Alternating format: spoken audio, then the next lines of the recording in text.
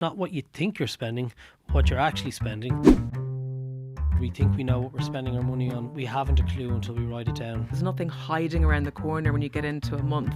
No. And that helps you enjoy it more. So, Cian, it is the time of year when a lot of people start making financial resolutions and they come up with these plans to get their finances in order for the year ahead. But it's also a funny time of year because they're looking at credit card debt. It feels like payday is 3 epochs away. Yeah. So, is it really the right time to be setting financial goals for the year ahead? Yeah, I think it's a great time in a lot of ways because there's still damage that can be done. So people can either take the route of compounding on whatever they've done on their credit card over the month of December and double down on that in some cases. Then there's other people that will kind of do a full 360 on it and they'll take a complete shift in the other direction and move into a space where they simply won't sustain that over the course of that next year, and almost certainly by next Christmas they're back in the same position that they find themselves in right now. And so the reason I say it's a good time to do it is now's like the present moment is always the best time to tackle any issue or anything that you're not particularly happy with, and money is a great example of it, and it's one of your core life pillars, right? And so if it's a case that you're not happy with where things are at, or if it's a case that you're accumulating high interest debt, or maybe don't have the reserves that you'd like in place, you have to tackle it when you're in that headspace and when you're even thinking like that. And so I think it's a case of taking small steps in order of priority, and your priorities probably should be looking at setting aside a little bit of a rainy day fund, and it might be 1 or 2 months to start with, just so that there's something there that the next time an unexpected bill or even that expected bill that you haven't just planned for comes along, that you've got a little bit there to deal with that without having to resort to going back onto the credit card. And then I think it's a case of identifying what your most expensive debts are, and it's probably, if it's an overdraft or if it's a credit card, it's bound to be one of those two things, and focusing on getting that down over the next few months, and then keeping that in mind that when you do have that paid off, remember what that felt like when that number was much higher than a zero, and use that as your motivation not to drift back into it. And so if you've gotten into a good habit of paying it down, the money that you were using to pay it down, put that to good use to put money back in your pocket for the future in the other direction. So what I'm hearing is we're not going on a crash diet here. We're just eating more fruit and vegetables. Yeah, exactly. Yeah. Okay. And it's kind of you can, I suppose, in some ways compare it to your kind of health and lifestyle well-being, and just look at it and say, well, look, it's probably unlikely if you do a full 360 that you're going to still be on that trajectory in the right direction in a couple of months' time. I think instead it's just picking a few priority areas and not trying to tackle everything in one go, looking at where, like, there's going to be one element of your finances that bothers you the most. And it's tackling that first. And it's probably the thing that either has the highest balance on it, if it's a credit card. And even in the case where you're sitting in overdraft, no one likes to log in and see a minus anything. Yes. And so it's focusing on those things that are A, costing you the most money, and B, probably causing you the most anxiety. And rather than burying your head in the sand on it, it's kind of just looking at it and saying, okay, well, if it's 3 or 4 grand, I'm not going to be able to pay that off in 1 or 2 months. So let's maybe set a more realistic goal and spreading that over the course of the first 4 or 5 months of 2026 and saying, well, like, I'd ideally like to go into the summer having that paid off.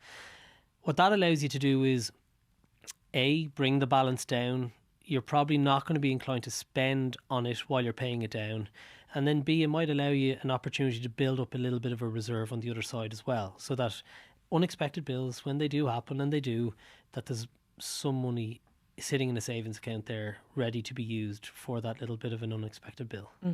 Let's take the example of somebody who gets to January 2026, they have 2,000 to pay off on their credit card, and their overdraft has been lurking for years and years and years, and let's say it's 1,500.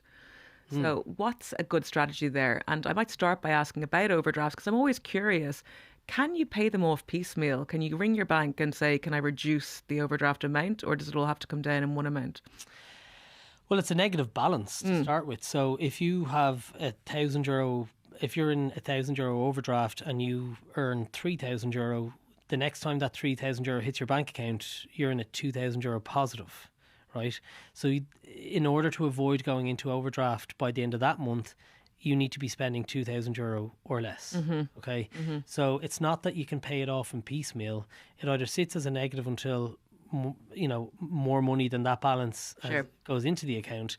But I think it's more, rather than going cold turkey and going hardcore at paying down the debt, there's something that's driven that, and it's generally a lack of structure, or a lack of understanding of what your income is, what your outgoings are, and understanding whether you're actually spending more than you're earning on a month-to-month basis.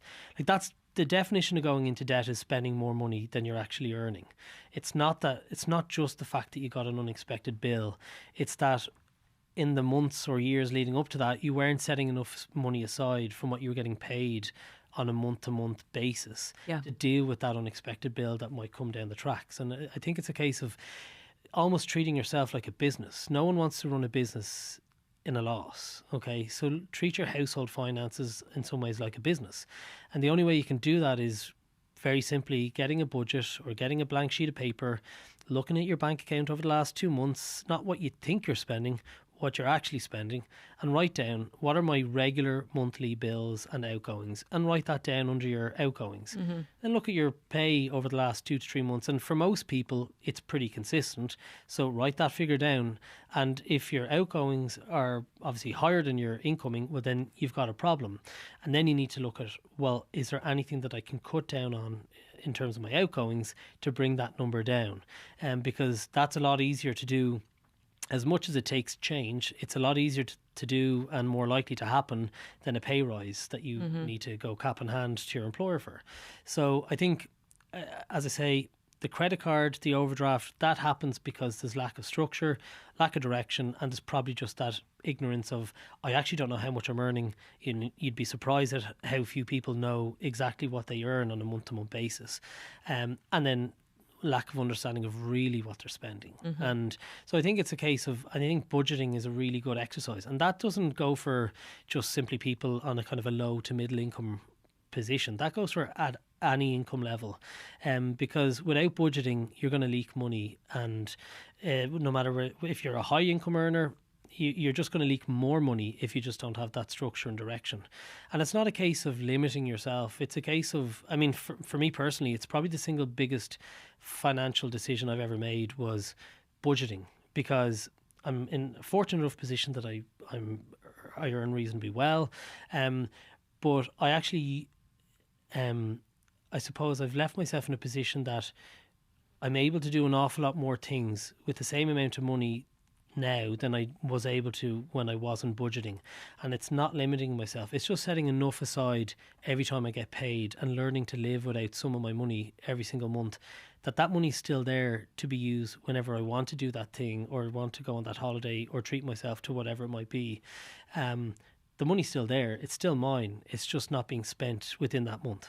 So does certain amounts of money for you go into a pocket for, kind of holidays, Christmas, etc.? Or yeah, so again, a big thing that I did was I realised, every time a wedding came around, it shouldn't have been a surprise. Every time Christmas comes around, it really shouldn't be a surprise. And I realised, well, I need to plan these things out a little bit better. And so what I did was, and I do it every January, I've done it for the last 3 years, and it's pretty bulletproof, that you sit down and you map out every single month for the next year. And you see, okay, what's happening and when is it happening? And you cost out to the best of your ability what that's going to cost individually, whether it's a wedding abroad or a wedding at home, Christmas, birthdays for family members and friends along the way, whatever it might be. And you jot that down, you put a figure beside that, you accumulate what that total figure is for everything for the next 12 months. You divide that by 12 because I get paid monthly. And that's the amount that I need to save every single month out of my pay to make sure all of those things happen without stress. And what that does is it's really powerful because it allows you to enjoy everything that's on that list in the course of the year. So I don't get too stressed by Christmas because it's already there. I don't get too stressed about having to pay off the final installment on my holiday because it's already there. And that's partly because I've planned well. It's partly because I'm in a position that I've earned to be able to do that. But it just means that I actually enjoy all those experiences an awful lot more. I don't have the same financial stress that I would have had even when I was earning well in the past, because I've put my money to good use and I've structured out my year in a way that in reality every month feels the exact same for me. It's a bit boring, it's a bit repetitive, but I don't worry about payday too much because I'm not going to go out and go on a big spending spree that weekend. It just goes into the same pot, and the same money every single month goes into the same pot, the same account, and it does its thing. The bills come out every single month, the same money goes into that float account every month, and the same money goes into our savings account every month. And it's as simple as that. Yeah. I like what you're saying, that there's almost a psychological shift when you're in control of it and you know it's coming. And there's nothing hiding around the corner when you get into a month. No. And that helps you enjoy it more. I like that idea. It definitely does. And it's, and I get a bit of a kick out of and there's nothing unique about this. And I've no IP on this. This is just something that, those that are good at money are generally those that are most structured with how they use that money. And so it's not something that I've created exclusively myself. It's just something that I've put into place. And the key difference with this stuff is that most people don't do it. They know they should do it, they just don't do it.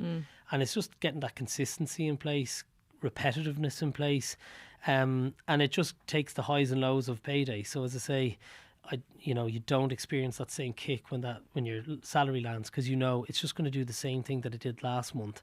And that's not to say that you don't get a bit of a shock every now and again. I know, again, looking at myself back in October of this year, I dropped my car in for a recall. So wasn't expecting to have to pay anything. It was just going through a typical recall, and then I got sent a bill for €4,500 from the main dealer.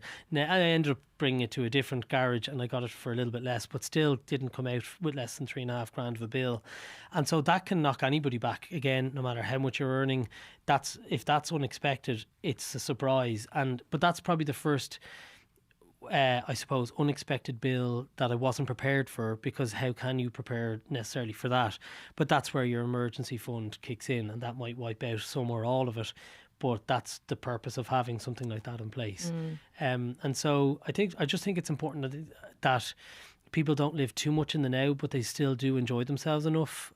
But that to really truly enjoy yourself, you have to plan for everything. And you have to give purpose to, and you have to learn to live without a certain amount of your money.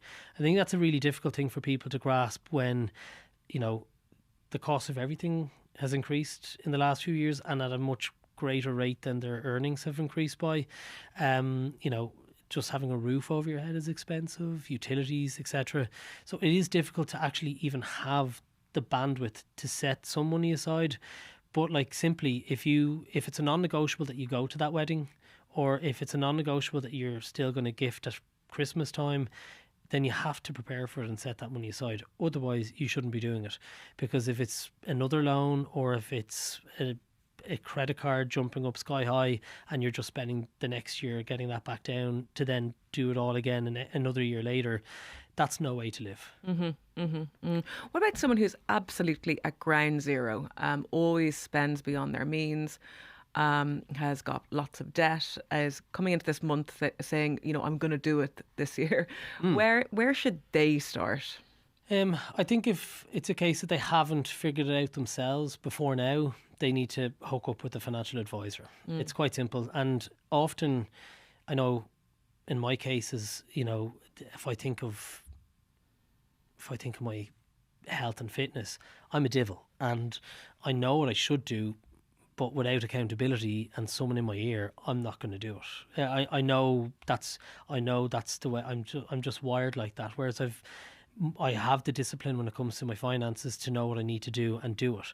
And so I think if someone's just repeatedly not achieving or not getting off ground zero in the way they'd like to, then I think they need to bring someone into their life that has that accountability, where they don't want to turn up to that next meeting to then tell them that they've made no progress, or they haven't done those 2 or 3 actionable items that they were supposed to do. And so I would say start with getting someone else on the pitch with you and let them be that person in your ear that's saying, you need to do this, and next time I see you, I want you to have implemented it. And then I think that will go a long way to setting you up for a little bit more success than you've had. So you are a financial advisor, so you have given people these actionable items. Yeah. I'm curious, what kind of stuff do you find yourself telling people to go away and do time and time again? It's funny, like people think that they need to be told what stocks to invest in, and but generally it's people that either have never invested before or not actually ready to invest. They don't realise that, well, you've none of the foundations in place that I'd like you to have in place, like your emergency fund, like, well, have you earned the right to invest if you have, $3,000 sitting on a high interest credit card, and it's just trying to understand and realign their priorities for them so they understand, okay, well, I actually need to earn the right to do that, to talk, even have the conversation around how to invest and where to start with it. And so it's generally just it's coaching, and it's all psychology. It's all listening to the type of personality that you're discussing or having the conversation with, because we're all wired differently. And there's no point, what I try not to do is just give kind of the same type of off the sheet advice to every client I speak with. It's trying to understand what makes this person tick, what motivates them, what excites them, and maybe lean into that when I'm speaking with them. So when I'm asking them to kind of maybe budget better, cut back on things, or to think differently about their money, I might lean into the things that make them tick and use those as motivators to kind of really engage them with it. But yeah, it's like, this stuff is really simple stuff. It's not rocket science, but human nature is we want to enjoy ourselves in the now. But what we don't think about too much is the fact that we might actually turn 65, 66, whatever it is, and we might want to hang up our boots, in sporting terms, hang up our boots and enjoy ourselves in retirement. But that comes at a price now, and if it's not happening now, that price just jumps. So it's just, again, understanding the person you're speaking with and just trying to get under the bonnet and put structures in place. Yes, yeah. So do you get the red pen out and go through their bank account statements? No, I put that on them. Okay. So before they come to us for a financial plan, we have a template that we send to them. We say, look, take out your last 2 to 3 months bank account statements and you populate this, because there's no use me knowing what their costs are. They need to know what they're spending. And that's and most people haven't sat down before with a pen and paper and written out. And some people are often horrified at how much they are spending and what they're spending, and there's whether it's what their monthly Just Eat spend is or whatever the case. Say that, funny enough. So and that's no bad thing, because it's for them to realise what disgusts them or horrifies them, and there's no judgment in it. It's just, if they don't understand how much they're leaking on things that they actually place no real value on, well then, they're not going to hear. It's no use me telling them. They need to feel it, and that's how so we put that on them, and so they come to us with kind of already a preconceived idea of not being where they should be. So that's yeah. Yeah. So do you ever get onto them about like takeaway coffees, or do you think that's a bit overstated? Like this idea that you can change your life by drinking 3 less takeaway coffees. I know. I often come across these pages and they're on Instagram, and it's like, if you invest 1 coffee a day for the next 30 years, you could have however many €100,000.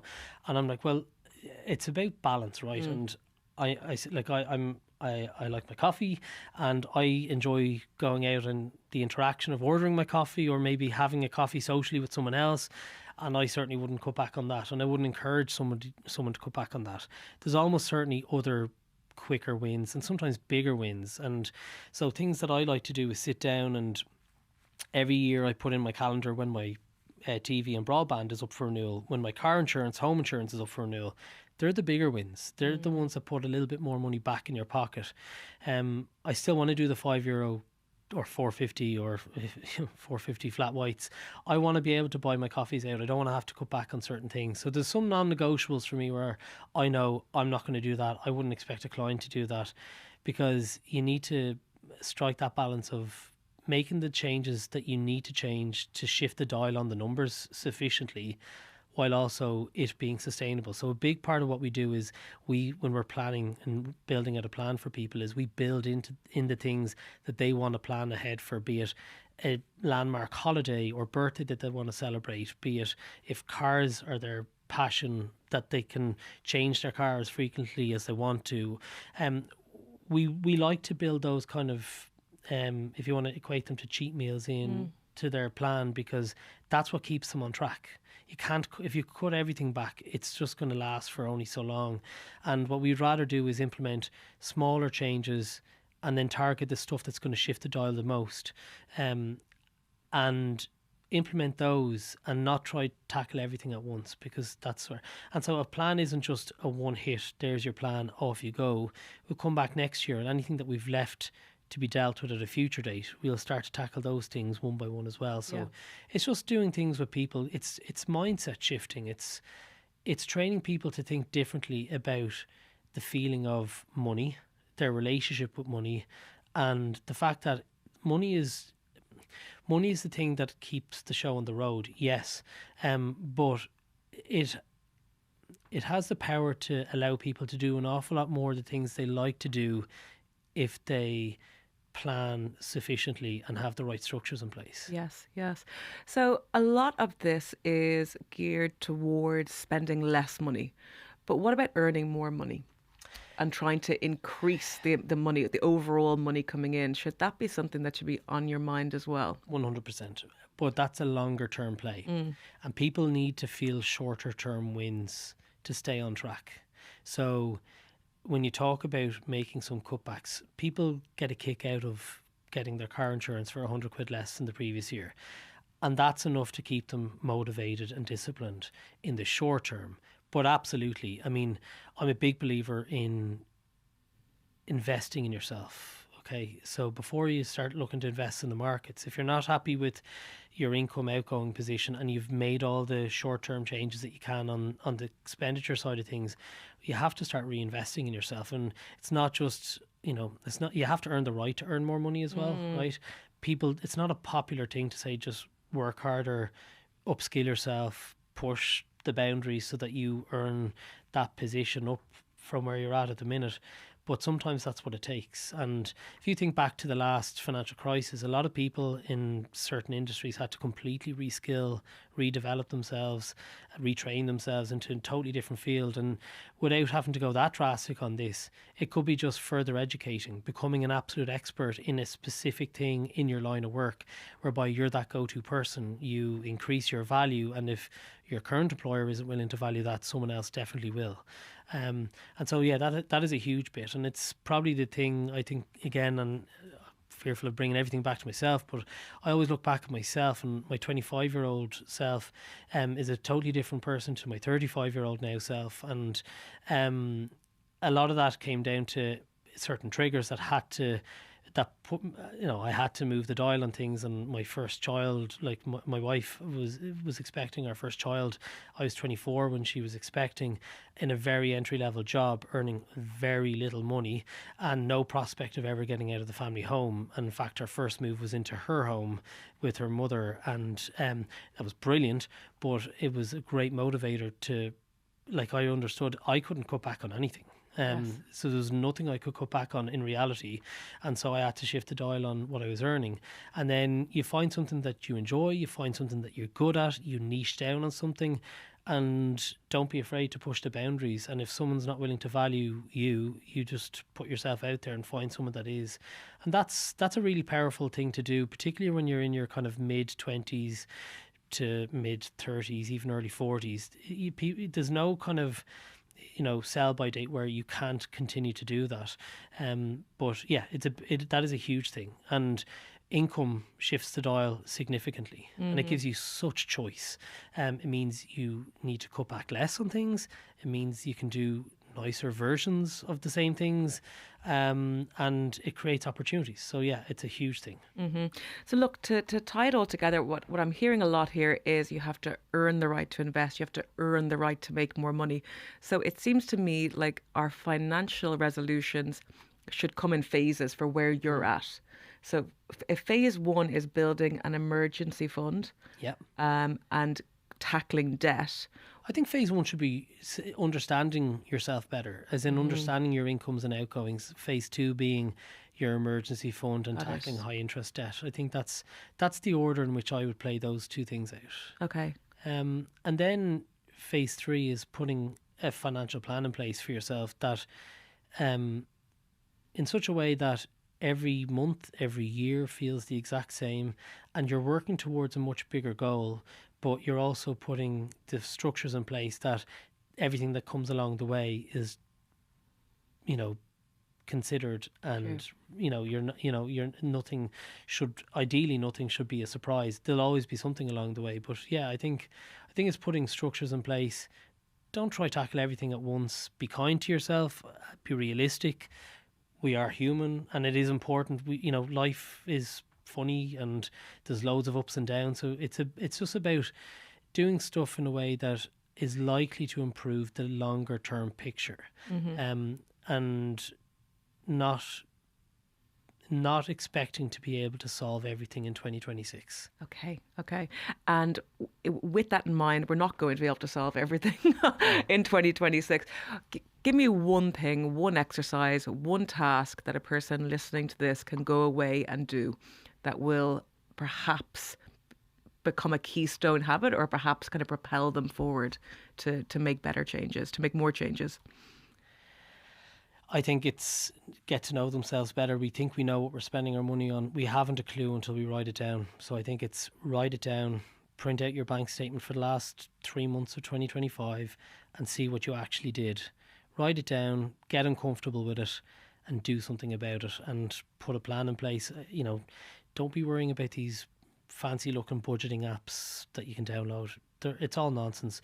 But get to know what you're spending. Really get to know what you're spending your money on. Get uncomfortable with it, and you will definitely want you'll want better for yourself in 2026. As you can see, my knuckles are white here already. I try to do what I preach, but we're all human. You'll have your moments in every year where you take the foot off the gas, but you don't want too many feck it moments. You have to earn the right to have a few of those in the year, and they're okay. But you need to make sure that 80% of your year is following the plan and structure. And don't be too tempted every time you get paid to, I'll go, just keep it boring. The more boring it is, probably the more consistent you'll be, and the better the probability of a better long-term outcome. Cian, great chat. Thank you so much. Thanks a million.